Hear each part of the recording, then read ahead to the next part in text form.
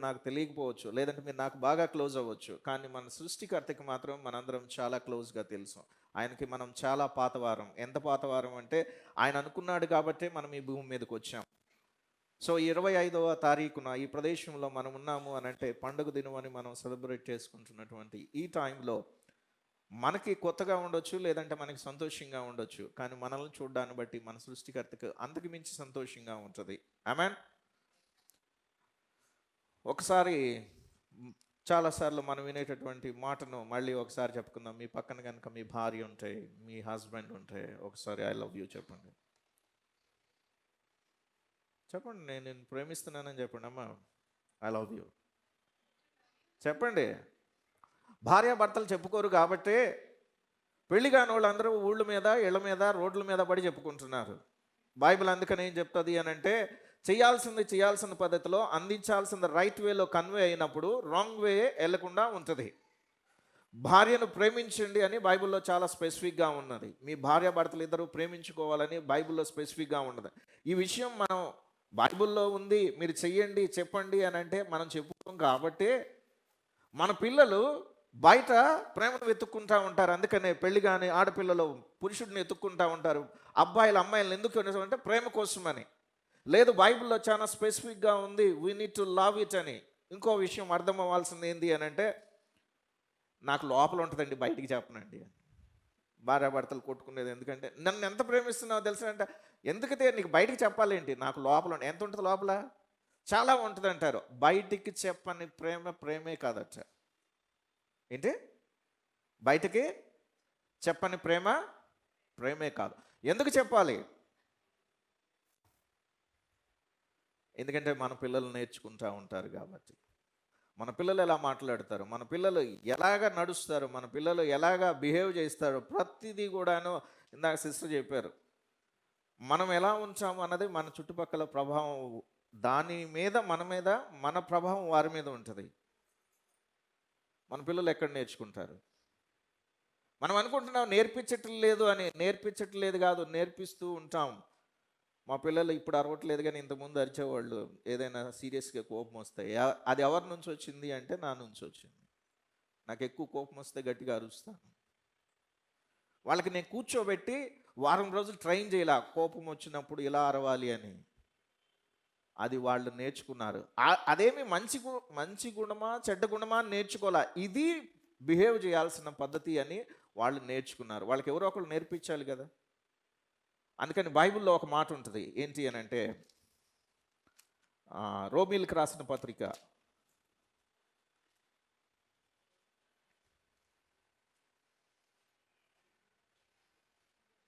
5వ అధ్యాయం 8వ వచనం. అయితే దేవుడు మన ఎడల తన ప్రేమను వెల్లడిపరుచుచున్నాడు. ఎట్లనగా, చాలమ్మా.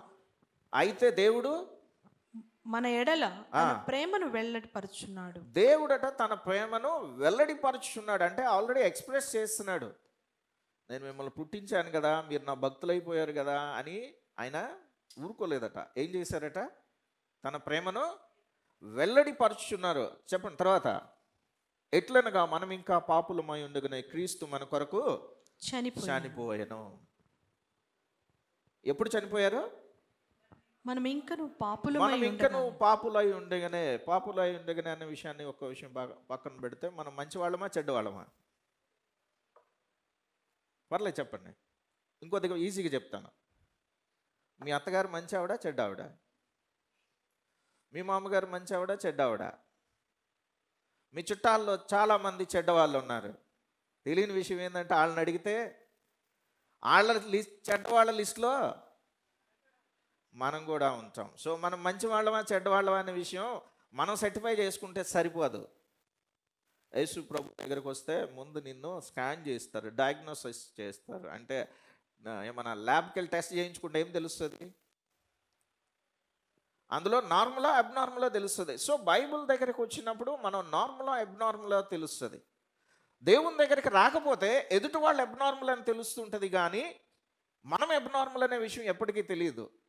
ప్రాబ్లంను ఐడెంటిఫై చేసుకోకపోతే దాని వల్లనే నష్టం అనేదాన్ని. ఇప్పుడు ఒక డిసీజ్ వచ్చినప్పుడు నష్టం ఎవరు జరుగుతుంది? టెస్ట్ చేయించుకోకపోతే ల్యాబ్ వాళ్ళకా? డాక్టర్కా? ఎవరికి? ఎవరు జబ్బు పడ్డారో వాళ్ళకే. అందుకని యేసు ప్రభు దగ్గరకు వస్తే ముందుగా మన జీవితాల్ని ట్రీట్ చేస్తాడు, ఐడెంటిఫై చేస్తాడు. అందుకని వాక్యం అంటుంది ఏంటి అని అంటే, మనం ఇంకా పాపులమయంగానే క్రీస్తు మన కొరకు మరణించెను అని. మనం మంచి వాళ్ళమా చెడ్డవాళ్ళమా అని అంటే మీకు ఒక ట్యాగ్ లైన్ ఉంటుంది. మీ రిలేటివ్స్లో మీకు ఒక ట్యాగ్ లైన్, లేదంటే మీ ఫ్రెండ్ సర్కిల్లో మీకు ఒక ట్యాగ్ లైన్ ఉంటుంది. ఇంకా బాగా చెప్పాలి అని అంటే, మనం ఇంకా పాపులమై ఉండగానే క్రీస్తు మన కొరకు చనిపోయాను అని అన్నప్పుడు ఏ కంట్రీలో ఎక్కువ హింస ఉంది? హింస ఏ కంట్రీలో? ఏదో ఒకటి చెప్పండి. టెర్రరిస్ట్ కంట్రీస్ ఎక్కడ? పాకిస్తాన్. ఎవరు వెళ్ళి చూసింది కూడా లేదు, కానీ అందరూ చెప్పేస్తున్నారు పాకిస్తాన్ అని. ఇంకా అమ్మా సిరియా అట. ఇంకా సో వైలెన్స్ ఎక్కువ ఎక్కడ ఉంటుంది? మనం అనుకున్నట్టు టెర్రరిస్టులు, మావోయిస్టులు, లేదంటే ఇలాంటి ఇస్టుల దగ్గర లేదట. హింస అనేది చాలా గృహాల్లో ఉందట. హింస అన్నదాని మీద అంటే వైలెన్స్ పర్సంటేజ్ని క్యాలిక్యులేట్ చేస్తే మనం ఎప్పుడూ టెర్రరిస్ట్ని చూడలేదు, మనం ఎప్పుడూ టెర్రరిస్ట్ కంట్రీకి వెళ్ళలేదు. కానీ గృహహింస అనే దాన్ని మనం మన కుటుంబంలోనో మన చుట్టూ కుటుంబాల్లో మస్ట్గా చూస్తూ ఉన్నాం. Violence is more in the families than in the countries in the terrorist groups. ఎందుకని? మనము ప్రేమించడం నేర్చుకోలేదు కాబట్టి. అందుకనే దేవుడు అంటున్నాడు, నేనే ముందుగా మిమ్మల్ని ప్రేమించి మిమ్మల్ని రక్షించుకున్నాను. అందుకనే అంటున్నాడు, మీరు ప్రేమించే వారిగా ఉండాలి అని. అవునా? మనం ఎవరిమి ఎలాంటి వారం అన్న విషయం అర్థం కానంత వరకు కూడా మన బ్రతుకులు ఎలా ఉంటాయి అని అంటే, దేవుడు ఈరోజు మన జీవితంలోకి వచ్చి మనకున్నటువంటి అప్పుని, జబ్బుని, కష్టాన్ని తీసివేస్తే సరిపోవచ్చు అని మనకు అనిపిస్తూ ఉంటుంది. కానీ మనం యాజ్ టీజ్గానే ఉండిపోతే దేవుడు మనల్ని ఎలాంటి సమరూపంలో అంటే ఆయన ఇమేజ్లో తయారు చేసుకున్నారు. ఆయన మనం ఏమై ఉన్నామన్న విషయాన్ని మర్చిపోయి గొడవలు మనకి ఎవరితో ఎక్కువ గొడవలు ఉన్నాయండి? ఆడవాళ్ళు చెప్పాలి. ఎవరితో మీ మనసు ఎందుకు బాధపడిద్ది ఎక్కువ సార్లు? ఏమ్మా ఎందుకు బాధపడుతుంటుంది? ఎవరు మాట్లాడట్లేదు? ఇంట్లో అయ్యే గొడవలు చూసి కొంతమంది పెళ్ళిళ్ళు కూడా చేసుకోవట్లేదట. ఎందుకనంటే, వద్దండి బాబు, ఈ గొడవలు మేము భరించలేకపోతున్నామని. దేవుని దగ్గరికి మనం ఏ రోజు అయితే ఆయన క్లోజ్నెస్లోకి వస్తాడో ఆయన రిలేషన్స్ని ఎక్స్ప్లెయిన్ చేస్తాడు. మనం ఏమై ఉన్నాము, మన జీవితంలో ఉన్నవాళ్ళు మనకి ఇంత ఇంపార్టెంట్ అని. అందుకని దేవుని వాక్యంలో ఒకసారి 100వ కీర్తన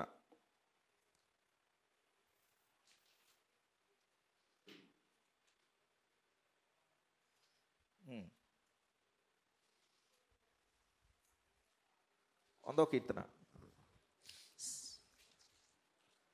3వ వచనం అనుకుంటాను. 3వ వచనం. యెహోవాయే దేవుడని తెలుసుకొనుడి. యెహోవాయే దేవుడని తెలుసుకొనుడి. ఆయనే మనలను పుట్టించెను. ఆయనే మనల్ని పుట్టించెను. మనము ఆయన వారము. మనము ఆయన వారము. మనము ఆయన ప్రజలము. మనము ఆయన ప్రజలము. ఆయన మేపు గొర్రెలము. ఆయన మేపు గొర్రెలము. చాలు. యెహోవాయే దేవుడు అని తెలుసుకోండి. ఇంగ్లీష్ బైబిల్లోనూ మోర్ గ్రీక్ వర్షన్కి వెళ్తే ఏమని ఉంటుంది అంటే, యెహోవా అనే మాటకు వచ్చిన యాహ్వే అని ఉంటుంది. యాహ్వే అని అంటే ఐయామ్, నేను అనే మాటను అక్కడ వాడడం జరిగింది. దేవునికి ఇవ్వబడినటువంటి పేరు ఏంటంటే ఐయామ్ హూ ఐయామ్ అని ఉంటుంది.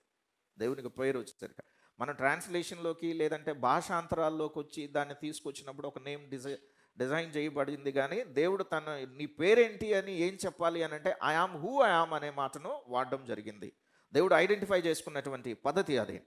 ఆయన అంటున్నాడు, ఆయనే మనల్ని పుట్టించెను, మనము ఆయన వారము, మనము ఆయన ప్రజలము.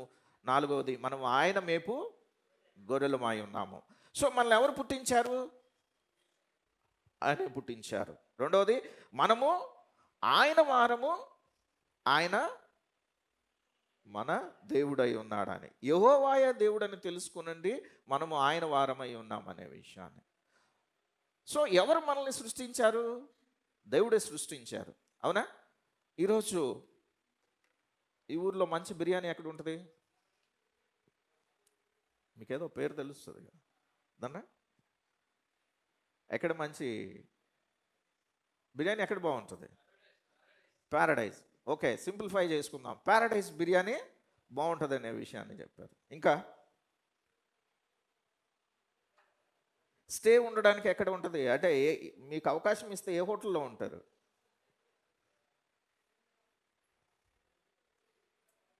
పేరు చెప్పట్లేదు, ధనరాజే చెప్పాలి. భీమిలి నోవచ్చేలట. అవకాశం ఇస్తే ఏ బండి కొనుక్కుంటారు?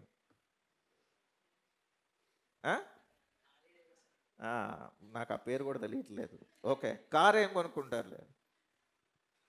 హార్లీ డేవిడ్సన్ ఉందా కారు కూడా? బైక్ అయినా? కారు ఏం కొనుక్కుంటారు? లాంబోర్గిని.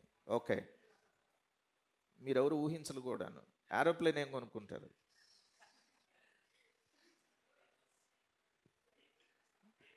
దేని బట్టి? ఎయిర్ బస్ అట. ఎయిర్ బస్ బ్రదర్ చెప్పారు. అరే దేవుడు ప్రత్యక్షమై మీకు ఏం కావాలో కోరుకో అంటే అప్పుడు కూడాను బైకులు సైకిళ్ళేనా? ఇచ్చేవాడికి కెపాసిటీ ఉన్నప్పుడు అడుక్కునేవాడికి ఏముండాలి? అంతే కదా. దేని బట్టి ఇచ్చేవాళ్ళు దేని బట్టి ఇస్తారు? వారికి ఉన్న కెపాసిటీని బట్టి ఇస్తారు, అవునా? పుచ్చుకునేవాడి అర్హతను బట్టి ఉండదు, ఇచ్చేవాడి ఐశ్వర్యమును బట్టి ఉంటుంది. ఆమేన్. ఈరోజు దేవుడు మన జీవితాలని ఎఫెసీయులకు రాసిన పత్రిక ఈ వాక్యాన్ని మీరు క్రైస్తవులు కాకపోయినా బైబిల్ తెలియకపోయినా ఎందుకు ఈరోజు ఈ మాటను ప్రకటిస్తున్నామన్న దాన్ని ఒకసారి చూడాలి. ఎఫెసీయులకు రాసిన పత్రిక 3వ అధ్యాయం 11 నుంచి కలిపి ఉన్నది అనుకుంటానమ్మా. అది ఒకసారి చదివేయండి అలాగా. దేవుడు మన ప్రభు అయిన క్రీస్తు యేసునందు చేసిన నిత్య సంకల్పము చొప్పున పరలోకములో ప్రధానులకును అధికారులకును సంఘము ద్వారా తన యొక్క నానా విధమైన జ్ఞానము ఇప్పుడు తెలియబడవలనని ఉద్దేశించి శోధింప శక్యము కాని క్రీస్తు ఐశ్వర్యమును అన్య జనులలో ప్రకటించుటకును సమస్తమును సృష్టించిన దేవుని యందు పూర్వకాలము నుండి మరుగై ఉన్న ఆ మర్మమును గూర్చిన ఏర్పాటు ఎట్టిదో అందరికిని తేటపరచుటకును పరిశుద్ధులందరిలో అత్యల్పుడనైన నాకు ఈ కృప అనుగ్రహించింది. ఆమేన్. ఈ వాక్యం ఏమని సెలవిస్తా ఉందంటే పౌలు అనేటటువంటి ఆయనకు ఒక కృప అంటే ఏమనాలి అంటే ఒక అధికారం ఇవ్వాలి, లేదంటే ఏమనాలి ఒక అథారిటీ ఇవ్వబడింది. తనకి ఇవ్వబడినటువంటి అథారిటీ ఏంటి అని అంటే తన యొక్క నానా విధమైనటువంటి జ్ఞానము పైనుంచి చదువుతున్నాను చూడండి. సంఘము ద్వారా అండర్లైన్ చేసుకోండి. సంఘము ద్వారా తన యొక్క నానా విధమైన జ్ఞానము ఇప్పుడు తెలియబడవాలని ఉద్దేశించి శోధింప శక్యము గాని, ఇంగ్లీష్లో ఏమనంటదమ్మా అమ్మా? శోధింప శక్యము గాని అని అంటే ఇంగ్లీష్లో ద అన్సర్చబుల్ రిచెస్ అంటే నువ్వు అసలు ఇమాజిన్ కూడా చేయలేవు. అందుకని ఇక్కడ డిస్క్రిప్షన్ అన్సర్చబుల్ రిచెస్ అనే మాటను అక్కడ వాడడం జరిగింది. అంటే శోధింప శక్యము గాని క్రీస్తు ఐశ్వర్యము అన్య జనులలో ప్రకటించుటకు. ఈ లోకంలో ఇద్దరు వ్యక్తులు ఉన్నారు, దేవుడు తెలిసిన వాళ్ళు, దేవుని తెలియని వారు. నా మాట అండర్లైన్ చేసుకోండి. ఆ దేవుడి పేరేంటన్నది నెక్స్ట్ టాపిక్. ఈ రెండు వ్యక్తులు ఉన్నారు, దేవుడు తెలిసిన వాళ్ళు, తెలియని వాళ్ళు. అంతేగాని ముస్లిమ్స్, హిందువులు, క్రైస్తవులు కానే కాదు. దేవుడు తెలిసిన వాడు, దేవుడు తెలియని వాళ్ళు ఇద్దరు ఉన్నారు. ఈ వాక్యం ఏమైనా సెలవిస్తూ ఉంది అంటే క్రీస్తు ఐశ్వర్యము దేవుని తెలియని వారిలో ప్రకటించుటకు సమస్తమును సృష్టించిన దేవుని యందు పూర్వకాలము నుండి మరుగై ఉన్న ఈ మర్మమును గూర్చిన ఏర్పాటు ఎత్తుదో అందరికీ తెలియపరచబడాలని ఈ క్రిస్మస్ ఈరోజు మనం ఎందుకు సెలబ్రేట్ చేస్తూ ఉన్నామనంటే సంఘము ద్వారా ఈ విషయం దేవుని తెలియని వాళ్ళందరికీ తెలియపరచడాల్సినటువంటిది ఏంటంటే క్రీస్తు ఐశ్వర్యము వారికి బయలుపరచడానికి. 6వ వచనం పైన ఉంటుంది. 6వ వచనం పైన ఉంటుందమ్మా. ఈ మర్మం ఏదనగా అన్య జనులు సువార్త వలన క్రీస్తు యేసునందు యూదులతో పాటు సమాన వారసులను ఒక శరీరమందలి సాటి అవయవములను వాగ్దానములో పాలి వారలునై ఉన్నారనున్నదియే. ఆమేన్. ఈ మాట ఏమని సెలవిస్తా ఉందంటే సువార్త వలన ఈ మర్మం ఏదనగా దేవుని అన్య జనులు అని అంటే దేవుని తెలియని వారని. దేవుని తెలియని వారు సువార్త వలన యేసుక్రీస్తునందు యూదులతో పాటు సమానముగా వారసులగుటకు ఒక శరీరం మందలి సాటి అవయములుగా వాగ్దానములో పాలివారై ఉన్నారు. దేవుడు ఏదైతే ఒక ప్రామిస్ని ఇచ్చి ఉన్నాడో ఆ ప్రామిస్కి జ్యూస్ అని అప్పట్లో వాళ్ళు ఏం సిస్టర్ అంటే వెనక ఉన్నటువంటి ప్రపంచాలని క్యాలిక్యులేట్ చేసి చూసుకుంటే వాళ్ళతో పాటు సమాన వారసులు అవ్వడానికి దేవుడు వారికి పాలి భాగస్థులుగా చేసి ఉన్నారంటే మిమ్మల్ని కూడా దానికి అందులో భాగస్థులుగా చేసి ఉన్నారు. ఎవరో దేవుని తెలియని వారు. అందుకనే ఆ కింద వచనాలు ఇందాక మనం చదువుకుందాం. ఈ మహదైశ్వర్యము అన్ని జిల్లు తెలియపరచడానికి సంఘానికి అప్పచెప్పబడింది. ఎందుకు మనం ఈ 25న రిమెంబర్ చేసుకుంటున్నామనంటే మనందరం కలిపి హ్యాపీగా కూర్చొని ఇక్కడ మంచి పాటలు పాడుకొని కొన్ని విషయాలు మనకు ఉపయోగపడేటటువంటి మంచి విషయాలని చాలాసార్లు మనం మిస్లీడ్ చేయబడే విషయం ఏంటంటే good things are different from God things. మంచి విషయాలు వేరు, దేవునికి సంబంధించిన విషయాలు వేరు. మంచి విషయాలు అని అంటే మీకు మంచి జరిగితే మంచి, మీ అప్పు తీరిపోతే మీకు మంచి. గాడ్ థింగ్స్ అంటే యూఆర్ నాట్ గోయింగ్ టు ఏమనాలి, మీరు అప్పు చేయరు, అప్పిచ్చు వారుగా ఉంటారన్నది గాడ్ థింగ్స్. దేవుని వాక్యం మీకు ఇవ్వబడినటువంటి ఇందాక అన్నాము కదా, ఈ ఐశ్వర్యము అన్ని జనుల్లో ప్రకటించబడ్డానికి అని అంటే నీవు ఎవరిని ఆశీర్వదించదవో వారిని ఆశీర్వదించుతానని దేవుని వాక్యం సెలవిచ్చింది. అబ్రహాంకి ఇవ్వబడినటువంటి ప్రామిస్ ఏంటంటే you will be a blessing to the nations అని ఉంటుంది. మీరు లోకానికి ఆశీర్వాదకారకమైన. ఈరోజు యేసు ప్రభువుని ఎరిగినటువంటి నువ్వు ఏదైనా అప్పు కోసమో ఏదైనా నీ ప్రాబ్లం తీరాలని ఈ ప్లేస్లోకి వచ్చుంటే నీకు హాఫ్ మాత్రమే కన్వే అయింది. That is not complete. Completeness ఏంటి అని అంటే నీవు వేరొకరికి ఆశీర్వాదకారకంగా. ఇందాక కృష్ణవేణి సిస్టర్ గారు చెప్పినప్పుడు కూడాను దేవుని తెలియనటువంటి ఆవిడ దేవుణ్ణి తెలుసుకున్న తర్వాత ఈరోజు అవసరతలో ఉన్న వారి గురించి ప్రార్థించినప్పుడు అనేక మంది దేవుని ప్రేమను తెలుసుకోగలుగుతున్నారు. తమ కుటుంబాల్లో తమ జీవితంలో ఉన్నటువంటి వేదన పెయిన్ని తీసివేసుకోవడం మాత్రమే కాదు, దేవుడు సజీవుడై ఉన్నాడని తెలుసుకోవడంతో పాటు ఆయన నిన్న నేడు ఏకరీతిగా అంటే సేమ్ వేలో ఉన్నారు. అంటే ఈ రోజుకి ఆయన కూడా రియల్, హీఈస్ అలైవ్ అనే విషయం మనకు అర్థమవుతా ఉంది. అవునా? లేకపోతే ఎవరైనా వచ్చి ఇక్కడికి వచ్చి చెప్తారా ఈ ఊర్లో ఈయన చాలా తోపు, ఈయన చాలా మంచోడు, ఈయన మా ఆయన దానకర్ణుడు, ఈయన అపరసూరుడు అంటే ఎవరికైనా హ్యాపీగా ఉంటుంది. అంతేగాని నేను మంచోడిని కాదు, నేను చెడ్డోడిని, నేను వ్యభిచారిని, నేను తాగుబోతున్నాను ఎవరైనా వచ్చి చెప్తారా? కానీ క్రైస్తవులు చెప్పే సాక్ష్యం ఏంటుంటుంది అని అంటే ఒకప్పుడు నేను చాలా చెడ్డవాడిగా ఉన్నాను, యేసు ప్రభువుని తెలుసుకోవడాన్ని బట్టి ఈరోజు నేను మార్పు చెందానని చెప్పేదే సాక్ష్యం. దేవుడు గొప్పవాడు, సూర్యుడని మనం ఇచ్చే సర్టిఫికెట్లు దేవుడికి అవసరం లేనే లేదు. నేను దేవుణ్ణి తెలుసుకున్న తర్వాత నేనేమై ఉన్నానో తెలుసుకున్నానని మనం చెప్పే సాక్ష్యం దేవుణ్ణి మహింపరుస్తుంది. ఏ రోజైతే మనం వేరొకరికి ఆశీర్వాదకారకమని అంటాం, ఆయన యొక్క మహిదైశ్వర్యమును వేరొకరికి పంచి ఇవ్వడానికి దేవుడు నిన్ను ఎంచుకున్నాడనే వాక్యాన్ని ఈరోజు నువ్వు నేను నేర్చుకుంటున్నాం. చాలా సినిమాల్లోనూ మనం చదివే స్టోరీస్లో ఏమంటుంది అని అంటే తపస్సు ఎంతకాలం చేయాలి? తపస్సు ఎవరు చేస్తారు అమ్మా? ఋషులు చేస్తారు. ఋషులకి ఫ్యామిలీ ఉంటుందా? కానీ వదిలేస్తారు. మన భాషలో ఉండకపోవచ్చు, ఉన్నా కూడాను వాళ్ళు దానికంటే వాళ్ళు వెళ్ళిపోయి కొంతకాలం ఎన్నో రోజులో వారాల సరే సంవత్సరాలు పక్కన పెడదాం, దీక్షగా చేస్తే అప్పుడు ఏమైంది? దేవుడు ప్రత్యక్షం అవుతాడు. ప్రత్యక్షమై ఏం వరం కావాలో కోరుకోమని సార్. ఇదందరికీ మనకు తెలిసిన స్టోరీ. కానీ బైబిల్లో ఉన్న స్టోరీ ఏంటి అంటే మనం ఇంకా పాపులమై ఉండగానే క్రీస్తు మన గురించి మరణించడానికి సిద్ధపడ్డాం. ఇలా అని ప్రత్యక్షమై నీకు ఒక గిఫ్ట్ ఇవ్వడం చాలా ఈజీ. నీ జేబులో ఉన్న ఒక పెన్ను ఇవ్వంటే ఇవ్వడానికి 10 సార్లు ఆలోచిస్తాం. రూపాయి పెన్ను అయితే ఇచ్చేస్తాం, 100 రూపాయల పెన్ను అయితే ఆలోచిస్తాం. కానీ నీ కుమారుడిని ఇవ్వమని నన్ను అడిగితే మాత్రం 1000 సార్లు ఆలోచిస్తాను. ఏది ఇవ్వకుండా ఉండడానికి. ఇవ్వమని ఎప్పటికీ చెప్పను. కానీ దేవుడు తన కుమారుడి రూపంలో నీకు ఇవ్వడానికి నువ్వే తపస్సు చేయలేదు, నువ్వే మంచివాడిగా లేవు, నువ్వేమి దేవుడు నీ ముందు ప్రత్యక్షం అవ్వడానికి నీకు ఏ క్వాలిఫికేషన్ లేదని అందరూ అనుకుంటారు. బట్ అలాంటి నశించిన దాన్ని వెతికి రక్షించడానికి భూమికి వచ్చారు యేసు ప్రభు అని బైబిల్ సెలవిస్తూ ఉంది. ఈరోజు దేవుడు నా జీవితంలో రావడానికి, దేవుడు నా జీవితంలో ఉండడానికి ఓన్లీ వన్ క్వాలిఫికేషన్ ఏంటంటే దట్ ఈస్ హిస్ లవ్. అందుకు ఈ భూలోకానికి వచ్చాడు. మనం పాపులు కాబట్టి మన దగ్గరికి రాలేదు, మనం చెడ్డవాళ్ళం కాబట్టి అందుకోసం రాలేదు. ఆయనే మనల్ని సృష్టించారు కాబట్టి, ఆయనే మన తండ్రి అయి ఉన్నాడు కాబట్టి, ఆయనే మనల్ని సృష్టించి ఈ భూమి మీదకి పంపించారు కాబట్టి అందుకోసం మన గురించి మరణించడానికి ఈ భూలోకానికి వచ్చారు. ఎందుకు ఈ 25th ఇంపార్టెంట్ అని అంటే ఎందుకు ఆయన మహిదైశ్వర్యము మనకు చెంది ఉంటుందంటే మనం ఆయన పిల్లలమై ఉన్నాము కాబట్టి.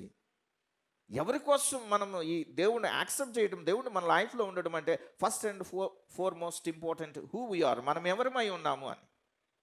మనము ఎవరిమై ఉన్నాము అని. మన భాష ఎలా ఉంటుంది? మన భాష, క్రైస్తవుల భాష ఎలా ఉంటుంది చెప్పండి? Praise the Lord. Praise the Lord అండి, హల్లెలూయా అండి అంటారు. అంటే ఎందుకు చెప్తారో తెలియదు, చెప్పేస్తూ ఉంటాం. అదే మన భాష. నన్ను ఎవరు ఫోన్లో అడ్రస్ అడిగినా ఒకటే చెప్తాను, ఏమని?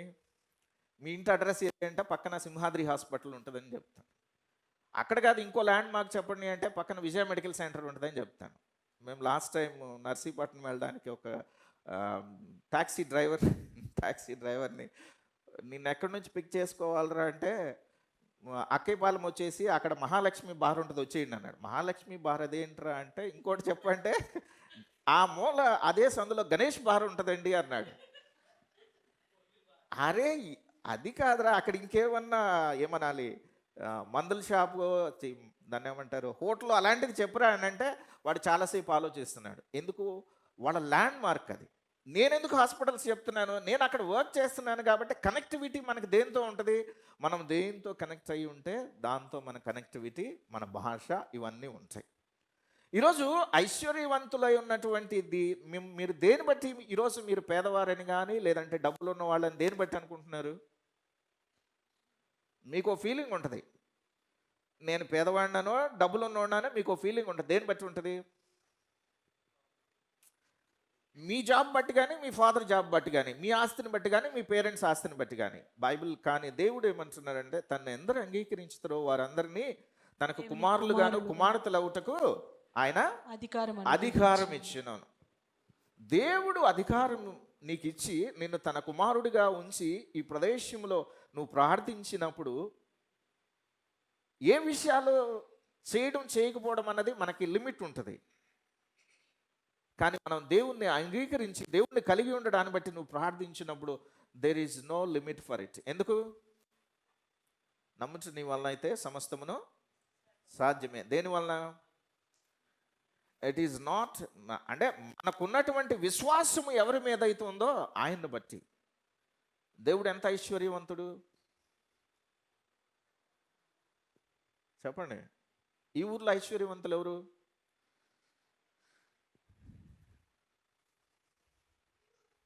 అది కూడా తెలియట్లేదు. అసలు మీరు ఐశ్వర్యవంతులైన విషయం మీకు తెలుసా? తెలుసా తెలీదా? ఇంతకుముందు చాలాసార్లు చెప్పాను అనుకుంటాను. యావరేజ్ ఇన్కమ్ ఉన్న వ్యక్తి ఎవరు అని అంటే ఒక ఇంటి కింద ఉండి పేరెంట్స్తో ఒక ఇంట్లో ఉండి 2 పూట్ల భోజనం చేస్తే యు ఆర్ ఏమనాలి? మీరెవరు? ఐశ్వర్యవంతులే. ఎందుకంటే మెజారిటీ ఆఫ్ ది పీపుల్కి ఇల్లు అంటే మళ్ళీ సొంత ఇల్లు మాకు లేదండి, ఇప్పుడు ఏదో పథకాలు ఇస్తున్నారు అనకండి. ఇల్లు అని అంటే మీరు ఒక షెడ్ వేసుకుని ఉన్నా అది ఇల్లే. ఏమేంటి? పేరెంట్స్, ఫుడ్, ఒక షెల్టర్ అన్నాను, ఇల్లు అనలేదు సార్, ఇందాక ఇల్లు అన్నానేమో. ఒక కప్పు కింద ఉండి మీ తల్లిదండ్రులతో ఉండి మీరు భోజనం చేస్తున్నారు అని అంటే యు ఆర్ రిచ్. ఎందుకనంటే 8% వరల్డ్లో ఉన్నారట. అంటే ఏమేంటి? గూళ్ళు లేనోళ్ళు, అంటే ఏమన్నారు, షెడ్ లేనోళ్ళు 8 కంటే, ఇల్లుంటే పేరెంట్స్ ఉండట్లేదు, పేరెంట్స్ ఉంటే ఇల్లు ఉండట్లేదు, ఈ 2 ఉంటే డబ్బులు ఉండట్లేదు. ఇలా 3 ఉండేవాళ్ళు 8% మాత్రమే ఉన్నారట. మనకేమనిపిస్తుంది? ఎన్ని డబ్బులు వస్తే అన్నీ ఉంటాయి అనిపిస్తుంది. డబ్బులకి దానికి సంబంధం లేదు. ఏ రోజైతే దేవునిని మన లైఫ్లో అంగీకరిస్తామో మనం చూసే ప్రతిదీ కూడాను ఈ లోకంలో ఉన్నటువంటి మనకున్నటువంటి రిచెస్ని బట్టి, మనకు కలిగి ఉన్న దాన్ని బట్టి ఉండదు, దేవునిని బట్టి ఉంటుంది. అవునా? ఈరోజు మనం ప్రార్థించే ప్రార్థనలకు దేవుడిచ్చే సమాధానాలు డబ్బులతో కొనలేనివి. అందుకని ఒక సింపుల్ ఏమనాలి, ఒక మాటను అర్థం చేసుకోండి. డబ్బులతో వెల చెల్లించి లేదంటే వెల కట్టలేని వాటిని వెల చెల్లించే వాటి కోసం వదులుకోకండి అని. అంటే వెల చెల్లించే వాటిని, అంటే డబ్బులతో క్యాలిక్యులేట్ చేయగలిగే వాటి కోసం వెల చెల్లించలేని వాటిని వదులుకోవద్దు. మళ్ళీ రిపీట్ చేస్తున్నా, వెల చెల్లించగలిగే వాటి కోసం వెల చెల్లించలేని వాటిని వదులుకోవద్దు. వెల లేనివేంటి? వెల చెల్లించలేనివేంటి? వెల చెల్లించేయంటి? అమ్మా సరే, వెల చెల్లించలేని ఆ, మనుషులతో మనకు ఉండే రిలేషన్స్ ఎప్పటికీ మనం అందుకనే మన ప్రయారిటీస్లో అన్నిట్లోనూ కూడాను ఒక వ్యక్తితో టైం స్పెండ్ చేయడాన్ని ఎంతసేపు క్యాలిక్యులేట్ చేస్తే మనం చేయలేం. బట్ ఆ వ్యక్తితో ఉండేటటువంటి రిలేషన్స్ని మాత్రం మనం ఎప్పుడూ కూడాను డబ్బుతో క్యాలిక్యులేట్ చేయలేము. అందుకనే మన మ్యారేజ్కి వెళ్తే కూడా అదే చెప్పారు.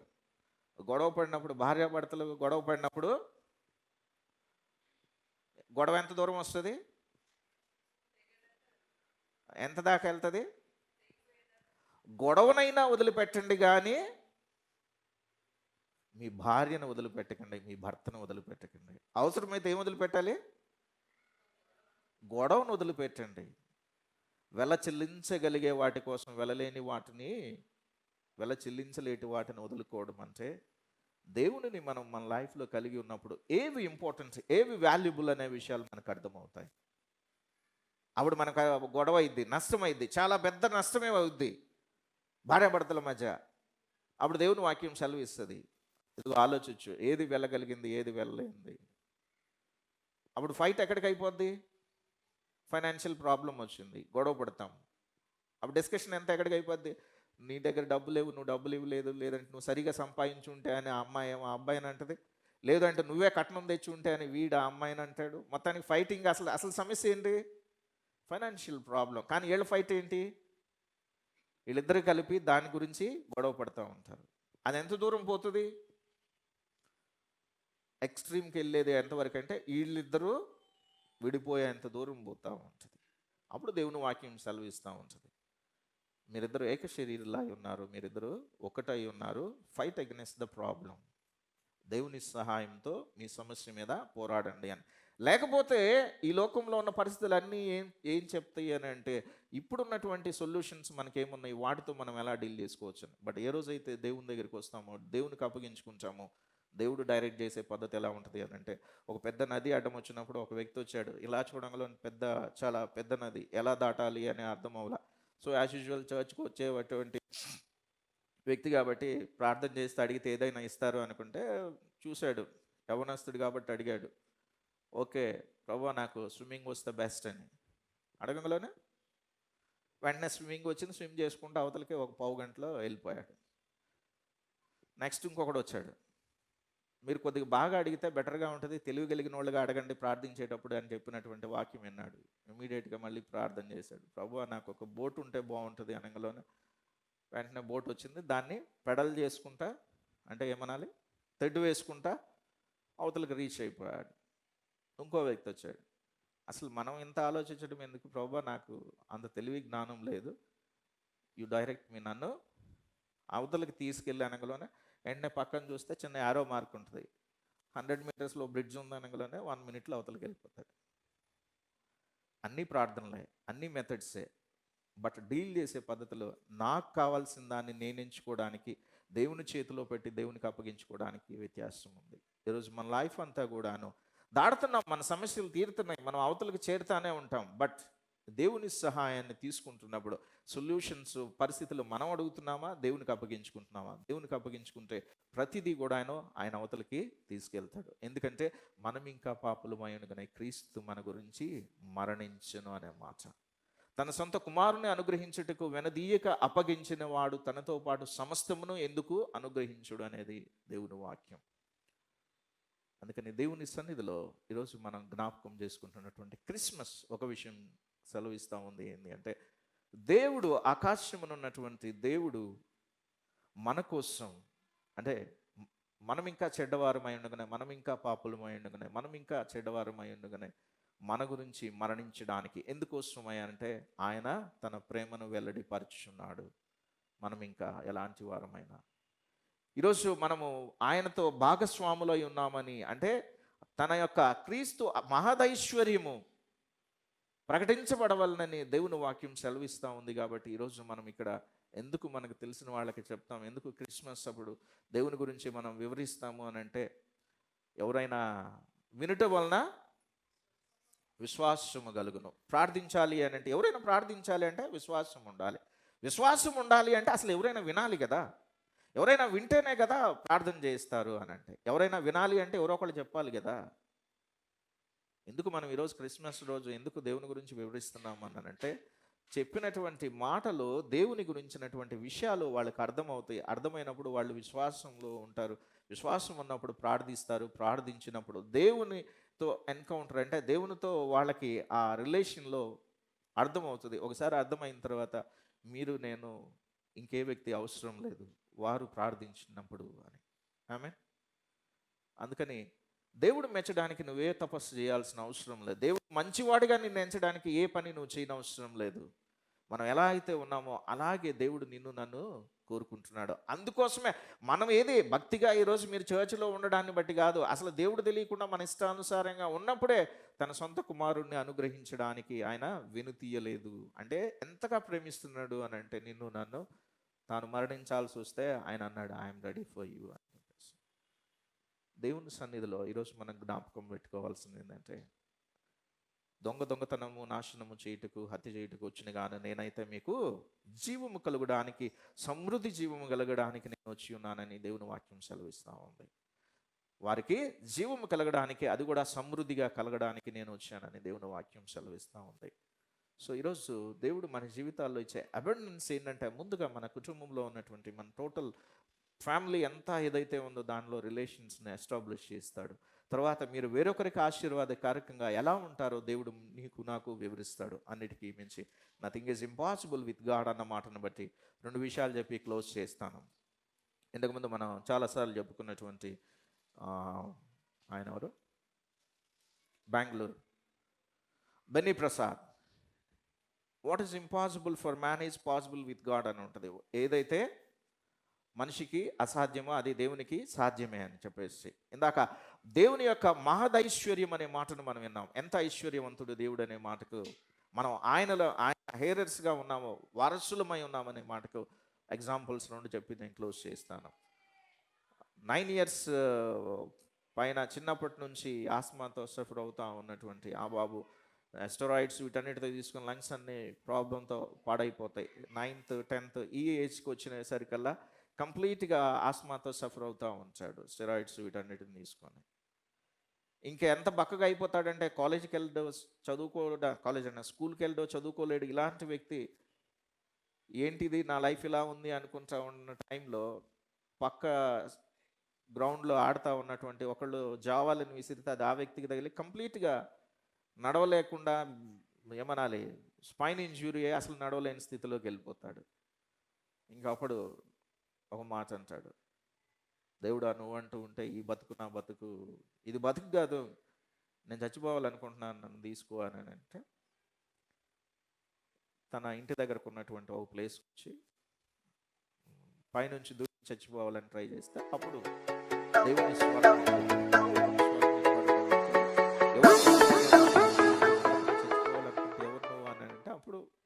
ఇందాక నువ్వు ప్రార్థన చేస్తే దేవుడా నువ్వు ఎవరైనా ఉంటే నన్ను చంపై తీసుకో అని అన్నావు కదా, నేనే యేసు ప్రభువు వారిని.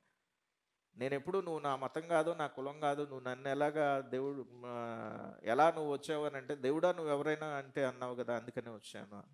అయితే నన్ను తీసుకో అంటే నేను తీసుకోవడానికి కాదు, నువ్వు నాకు కావాలి అనే మాటను చెప్తాను. నడవలేను, జబ్బుతో ఉన్నాను, చదువు లేదు, ఏమీ లేదు, నన్ను నువ్వేం చేసుకుంటావంటే నువ్వు నాకు కావాలి అని చెప్పేసి అన్నప్పుడు ఆ వ్యక్తి అప్పటికి విరమించుకున్నాడు సూసైడ్ చేసుకోవడానికి. కిందకు వచ్చిన తర్వాత 6 నెలలకి తన హెల్త్ అంతా కంప్లీట్గా నార్మల్ అయ్యి కొద్దిగా నడవడం మొదలెట్టినప్పుడు అప్పుడు మళ్ళీ దేవుని మీద విశ్వాసం పెరిగిద్ది. నా హెల్త్ బాగానే అయింది కానీ నేను ఎందుకు పనికిరాని వాడిని, నేనేం చేయాలి అని అన్నప్పుడు దేవుడు అంటాడు, నేను ఈ ఊరే దాటి నిన్న ప్రపంచం మొత్తం తిప్పుతాను అంటే, నేను కనీసం 10th క్లాస్ కూడా పాస్ అవ్వలేదు, నేను ప్రపంచం తిరగటం ఏంటి అని అంటే, సో నీకేమొచ్చు అన్నప్పుడు మొత్తం ఇన్స్ట్రుమెంట్స్ ప్లే చేయడం ఇవన్నీ వచ్చా అంటే, ఏమి రాదా, నాకు స్కూల్ డేస్లో నేర్చుకున్న గిటార్ ఒకటి వచ్చు అని అంటే, సో నువ్వు ఎక్కడ ప్రేయర్ జరిగినా ఆ గిటార్ ప్లే చేస్తూ ఉండు అని చెప్తే తను ఆ గిటార్ని తీసుకొని ప్లే చేస్తూ ఉంటాడు. సో ఎంతగా ప్లే చేసేవాడు అని అంటే, ఒక 2 years తిరిగేసరికి, అమ్మ డిస్టర్బ్ చేయకండి కూర్చోండి, 2 years తిరిగేసరికల్లా ఆ ఊర్లో ఎక్కడ మంచి మీటింగ్ జరిగినా తన్నే పిలిచేవాళ్ళు. దేనికి? గిటార్ ప్లే చేయడానికి. 4 years జరిగేసరికల్లా మ్యూజిషియన్స్లో బెస్ట్ మ్యూజిషియన్స్ అయ్యాడు. అది ఎగ్జాక్ట్గా జర్మనీలో అయినటువంటి ఒలింపిక్స్కి మ్యూజిషియన్స్ని ఇన్వైట్ చేస్తే ఇండియా నుంచి వచ్చినటువంటి వ్యక్తి ఆ వ్యక్తే. ఫైనల్గా కట్ చేస్తే వరల్డ్లో ఫాస్టెస్ట్గా అన్ని కంట్రీస్ తిరిగి music programmes including gospel meetings ఇచ్చిన వ్యక్తిగా ఎవరు ఉన్నారు అని అంటే ఉన్నారు, బెన్నీ ప్రసాద్. నేను చెప్పేదంతా వికీపీడియాది, యేసు ప్రభువుకు సంబంధించి నేను చెప్పే మాటలు కాదు, వికీపీడియాలో ఉన్నటువంటిది గూగుల్లోకి వెళ్ళి సర్చ్ చేసుకోండి, బెన్నీ ప్రసాద్ అని ఉంటుంది. ఆ వ్యక్తి ఇప్పుడు బెంగళూరులో చాయ్ 316 అని ఒక టీ స్టాల్ కూడా ఉంది. టు కంక్లూడ్ ఇట్, నా బతుకు ఎందుకు పనికిరాదు, జబ్బుతో ఉన్నటువంటి నేను ఎందుకు పనికిరాను, నేను కనీసం మా బెంగళూరు అంటే ఆ ఊరు కూడా దాటలేదు, నేను ప్రపంచం తిరగడం ఏంటి అని. What is impossible for man is possible with God. నేను చచ్చిపోవాలనుకుంటున్నాను, నేను చచ్చిపోతాను, ఎందుకు ఈ బతుకు అని అన్నప్పుడు నేను దేవుడా నన్ను చంపేయని ప్రార్థన చేస్తే దేవుడు అనేవాడు బతికిచ్చేవాడు కానీ చంపేవాడు కాదు. దేవుడు అనేవాడు బ్రతికింపజేసేవాడు కానీ I am the life and the truth and the way అనే మాటను యేసు ప్రభు వారు చెప్పినటువంటి. సెకండ్ వన్ ఈజ్ సిఎంసి వేలూరులో యూరాలజీ హెచ్ఓడిగా ఉన్నాడు ఆయన. ఆయన సర్జరీ ఏమన్నా సర్జరీ హెచ్ఓడిగాను చేసి ఆ టైంలోనే యూరాలజీ అన్నీ చేస్తున్నాడు. ఆయనకి కూడాను 40 years అలా ఉన్నప్పుడు యాంకలోజింగ్ స్పాండిలైటిస్ అనే వచ్చి స్లోగా నడవడం డిఫికల్ట్ అవుతూ ఉంది. కొద్ది రోజులు తిరిగేసరికి అసలు ఏమీ చేసుకోలేకపోతుంటే ఆయన పేరు లైనెల్. నేను మళ్ళీ కంప్లీట్ నేమ్ ఇస్తాను. He is alive. Last year doctors meeting కూడా వచ్చాడు ఆయన. డాక్టర్స్ వెంటనే చెప్పేశారు, ఏమండి మీకు క్విక్గా ఫాస్ట్గా మూవ్ అవుతా ఉంది మీ డిసీజ్, మీరు ఎక్కువ రోజులు బతకరు అంటే. అప్పుడు వాళ్ళ అన్నయ్య వాళ్ళు అన్నారు, మేము కూడా వచ్చేస్తాము నీతో ఉండిపోతాము అంటే. అప్పుడు ఒక ప్రార్థన చేస్తాడు. తను క్రిస్టియన్నే, దేవుడు బాగా నమ్మిన వ్యక్తే. దీన్ని బతకను రాయా, ఇంకో వ్యక్తులు నాకు ఫీడ్ చేయడం, ఇంకో వ్యక్తులు నాకు బట్టలు కట్టడం, ఇంకో వ్యక్తులు నా టాయిలెట్కి తీసుకెళ్ళడం, దిస్ ఇస్ నాట్, అసలు ఇది లైఫ్ కాదయా, ఇంకో మనిషితో బతికే అవసరం నాకు కల్పించుకు అని ప్రార్థన చేస్తే వాళ్ళ అన్నయ్య వాళ్ళకి చెప్తాడు, అన్నయ్య మీరు ఇప్పుడే రావద్దు, నేను 6 months తర్వాత అవసరమైతే చెప్తాను అన్నప్పుడు ఆ లైనన్ సార్ అని ఆయన ప్రార్థన చేస్తూ ఉన్నప్పుడు దేవుని యొక్క మాట సమాధానం తనకి వచ్చింది. ఈ 40 years అంటే ఇప్పుడు ఆయనకి 70 years 65 years ఉన్నాయి. ఇప్పటికీ సర్జరీలు చేస్తూ ఉన్నారు. ఆయనకు మొత్తం ఉన్న జాయింట్స్ అన్నీ రీప్లేస్మెంట్స్ అయినాయి. కట్ షాట్ చేస్తే డాక్టర్స్ అందరూ చెప్పిన సేమ్ ఆయనకే చెప్పినటువంటి డాక్టర్స్ చెప్పింది ఏంటంటే, ఇంకా నువ్వు ఎక్కువ రోజులు బతకరు, నీ బతికింతే అంటే ఇంకా మీ వాళ్ళతో టైం స్పెండ్ చేయి, నువ్వు ఏమీ చేయలేవు అని అంటే. ఆయన లాస్ట్ ఇయర్ వచ్చి చెప్పిన మెసేజ్ ఏంటంటే, don't believe what people says to you. మనుషులు నీతో చెప్పే విషయాలను మీరు నమ్మకండి. What Bible says, what God says, దేవుడు ఏమని చెప్తాడు. అందుకని అంటే మంచి విషయాలని అనుకొని దేవుని విషయాలను నెగ్లెక్ట్ చేయొద్దు. అంటే 40 years టైంలో జరిగిన స్టోరీ 70 yearsకి ఆయన వచ్చి ఈరోజుకి ఆపరేషన్లు చేస్తున్నాడు. నేను అంటే లాస్ట్ ఇయర్ నేను సిఎంసిగా మన ఆశాకిరణ్ ఒరిస్సా హాస్పిటల్కి సర్జరీలు చేయడానికి వెళ్ళినప్పుడు ఆయన వచ్చాడు. అప్పటికి ఆయన స్పీకర్ కాదు. ఆ నెక్స్ట్ ఇయర్ స్పీకర్కి ఇక్కడికి వచ్చినప్పుడు మాట్లాడితే నేను సర్ప్రైజ్ అయ్యాను. ఎందుకంటే స్టిల్ హీఈస్ ఆపరేషన్ చేయడం అంటే వంట చేయడం కాదు. ఎందుకు మీరు అంతే చెప్తారండి, వంట కూడా అంతే కష్టమని. నడవలేరు, కదలలేరు, చచ్చిపోతావు, నీ పని నువ్వు బట్టలే నువ్వు వేసుకోలేవు అన్న వ్యక్తిని దేవుడు ఈరోజు స్టిల్ సర్జన్గా నిలబెట్టున్నాడు అని అంటే, what is impossible for man is possible with God. ఆమేన్. ఎందుకు మనం క్రిస్మస్ సెలబ్రేట్ చేసుకుంటాం? క్రీస్తు మహదైశ్వర్యమును సంఘము ద్వారా వెల్లడిపరచబడాలి కాబట్టి అన్య జనులు పాలి భాగస్థులై ఉన్నారు. అన్య జనులు అంటే దేవుని తెలియని వారు మాత్రమే. 30 ఏళ్ల క్రితం నేను క్రైస్తవ కుటుంబంలోనే పుట్టినా, నేను కూడా 30 ఏళ్ళకి తెలుసుకున్నాను. క్రైస్తవ కుటుంబంలో పుట్టినంత మాత్రాన క్రైస్తవులు కాదు, ఇంకేదో కుటుంబంలో పుట్టినంత మాత్రాన ఆ మతానికి సంబంధించిన వాడు. దేవుడిని వెతికేవారు మాత్రమే దేవునికి సంబంధించిన వారు. ఈరోజు దేవుడు నీకు నాకు ఇన్వైట్ చేస్తుంది కూడా ఏంటంటే, నేనే ముందుగా నిన్ను ప్రేమిస్తున్నాను అని. ఒక మాట 1 John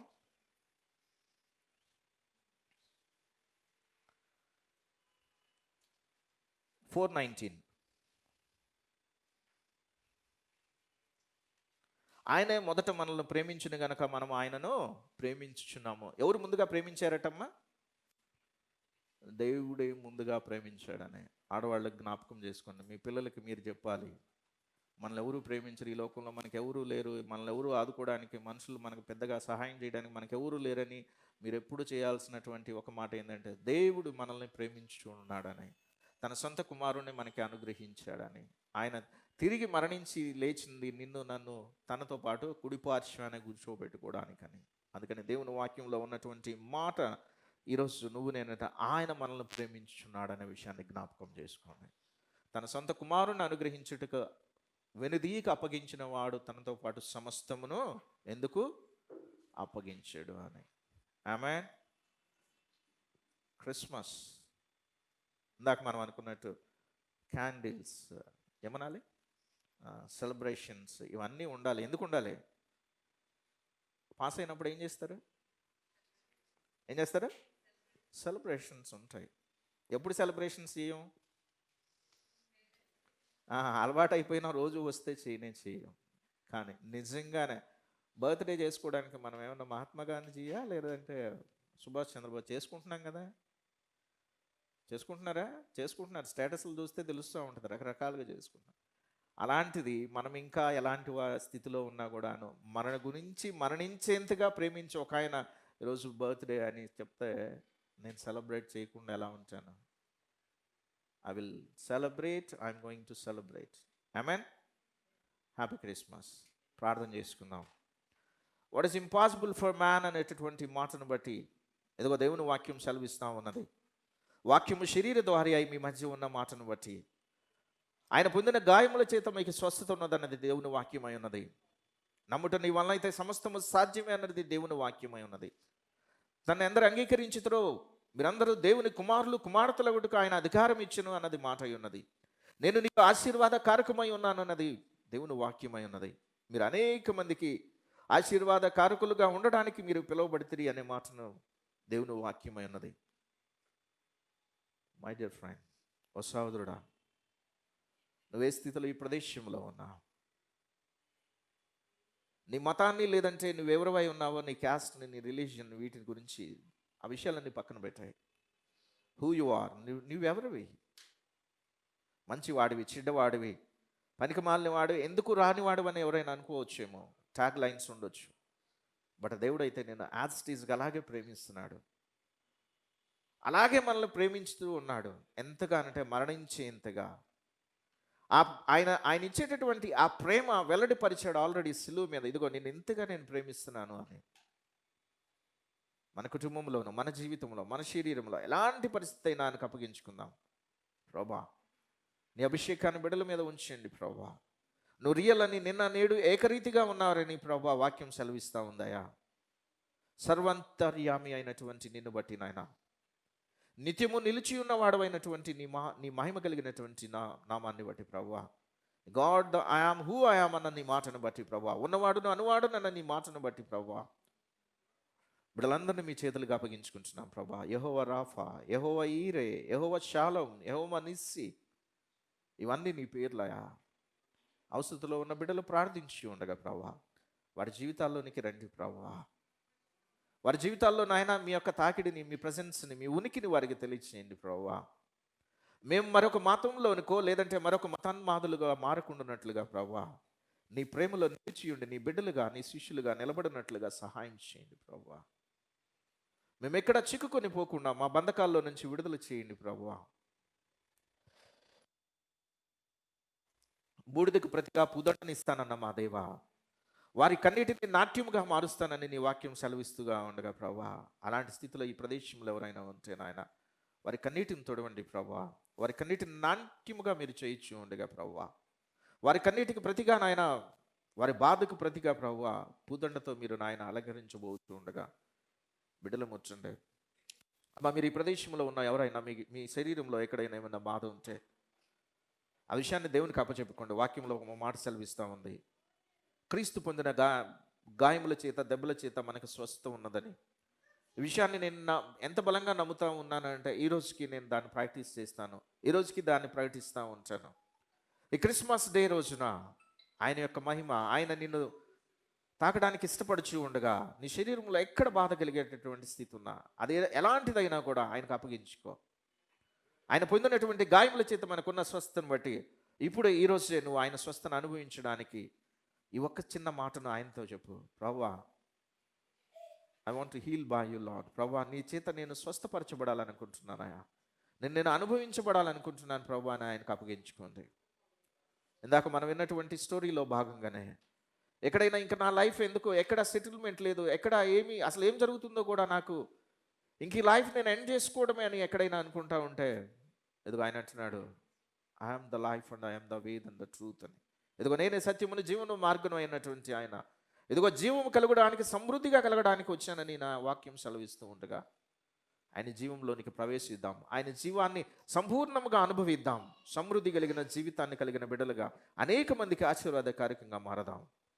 ప్రభా, బిడ్డలు ప్రార్థించి ఉండగా ప్రభా, బిడ్డలు ఏకీభవించి ఉండగా ప్రభా, బిడ్డలు నమ్ముచి ఉండగా ప్రభా, నీ యొక్క శక్తిని, మహిమను మా మీద ఉంచి ప్రభా, వారి శరీరాలను స్వస్థపరచండి, వారి హృదయాలను స్వస్థపరచండి, నీ మహిదైశ్వర్యమునకు భాగస్థులుగా వీరిని చేయించి ఉండగా ప్రభా, సంఘమంతా నాయన ఆసక్తిగా ప్రార్థించి ఉండగా ప్రభా, నిన్ను, నీ ప్రజెన్స్ని, నీ తాకిడిని నాయన నువ్వు ఇచ్చే వాటిని ప్రతి ఒక్క బిడ్డ పొందుకొనుచుండగా ప్రభా, మీరే మహిమ పొందుకోమని ప్రభువును ప్రియకుమారుడైన యేసు నామములో ప్రార్థించి వేడుకుంటున్నాము తండ్రి.